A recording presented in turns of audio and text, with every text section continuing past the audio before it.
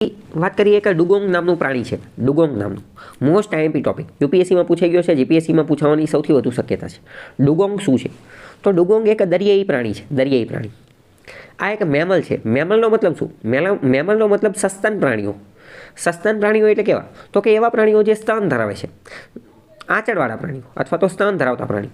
હવે આ પ્રાણીઓ સ્તન ધરાવે છે મતલબ કે એમના બાળકને દૂધ પીવડાવતા હશે. એનો મતલબ એ કે એ ઈંડા નહીં આપતા હોય, એ ઈંડા નહીં આપતા હોય. તો આના આધારે જે કીવર્ડ જે છે ને, કીવર્ડના આધારે આપણે વિધાન પણ સમજી શકીએ. પ્રશ્ન પૂછાઈ જશે કે select correct statement regarding to mammal. મેમલના સંબંધમાં સાચા વિધાન પસંદ કરો.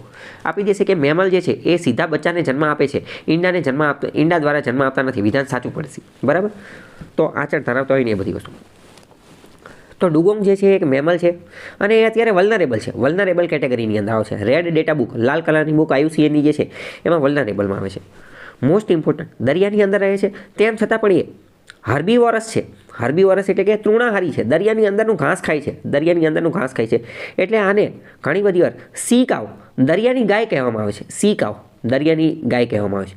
અને યુપીએસસીમાં પ્રશ્ન પૂછાઈ ગયો. મેં કીધું જીપીએસસીમાં ગુજરાતની પરીક્ષામાં પૂછાશે. એનું મોસ્ટ ઇમ્પોર્ટન્ટ કારણ એ છે કારણ કે આ કચ્છનો અખાત જે છે ને ત્યાં જોવા મળે છે. આપણે કચ્છની આજુબાજુનો વિસ્તાર જે છે ત્યાં આ ડુગોંગ જે છે જોવા મળે છે. જામનગરની આજુબાજુના વિસ્તારની અંદર જોવા મળે છે. તો કે ડુગોંગ ઈસ્ટર્ન આફ્રિકા, સાઉથ અને સાઉથ ઈસ્ટ એશિયા અને ઓસ્ટ્રેલિયા એ બધામાં જોવા મળે છે. ગલ્ફ ઓફ મન્નાર, મન્નારનો અખાત, પાક સ્ટેટ એ બધી જગ્યાએ પણ જોવા મળે છે.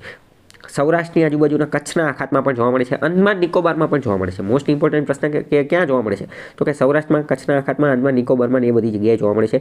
ડુગોંગ એને સી કાવ તરીકે ઓળખવામાં આવે છે. તૃણાહારી છે, મેમલ છે, બરાબર. નીચે જો એનો ફોટો ને એ બધું આપેલું છે તો આ ટોપિક અત્યંત મહત્વનો થઈ જશે. આમાંથી પ્રશ્ન પૂછાશે. ડુગોંગની વાત કરીએ તો આપણો 1972નો એક કાયદો છે, વન્યજીવ સંરક્ષણ ધારો, વાઇલ્ડ લાઇફ પ્રોટેક્શન એક્ટ, વન્યજીવ સંરક્ષણ ધારો. એની અંતર્ગત આને સંરક્ષણ આપવામાં આવેલું છે. કયું સંરક્ષણ? તો કે શિડ્યુલ 1નું સંરક્ષણ આપવામાં આવેલું છે. તો શિડ્યુલ 1માં એને મૂકવામાં આવેલું છે. તો આ વસ્તુ પણ એને વિધાનવાળા વાક્યમાં પૂછી લેશે, બરાબર. કંઈ ડાઉટ હોય તો પૂછો ડુગોંગ બાબતે.